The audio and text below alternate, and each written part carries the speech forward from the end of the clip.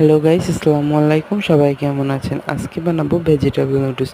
তো চলেন ভেজিটেবল নুডলসটা বানানো যাক। তো এবার আমি একটি প্যান বসিয়ে দিয়েছি। এবার এর ভিতরে দিয়ে দিব কিছুটা পানি নুডলসটা সিদ্ধ করে নেওয়ার জন্য। পানিটা বলক চলে আসলে এর ভিতরে নুডলসগুলো দিয়ে দিব।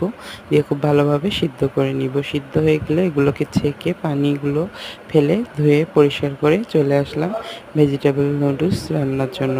তো তেল দিয়ে দিব প্রথমে, দিয়ে এর ভিতরে 2টা ডিম দিয়ে দিব এবং ডিমগুলো লবণ ছিটিয়ে খুব ভালোভাবে ভেঙে নিব।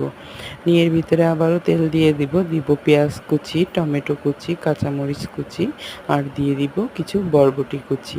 এগুলোই বাসায় ছিল, তো এগুলোই দিয়েই রান্না করব আজকে।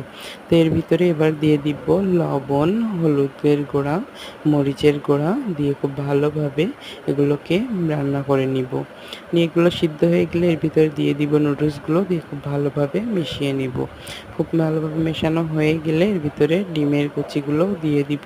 দিয়ে নেড়েচেড়ে একটু লেবুর রস ছিটিয়ে নুডলস মশলা দিয়ে তৈরি হয়ে গেল আমাদের ভেজিটেবল নুডলস। সবাই ভালো থাকবেন। আল্লাহ হাফেজ।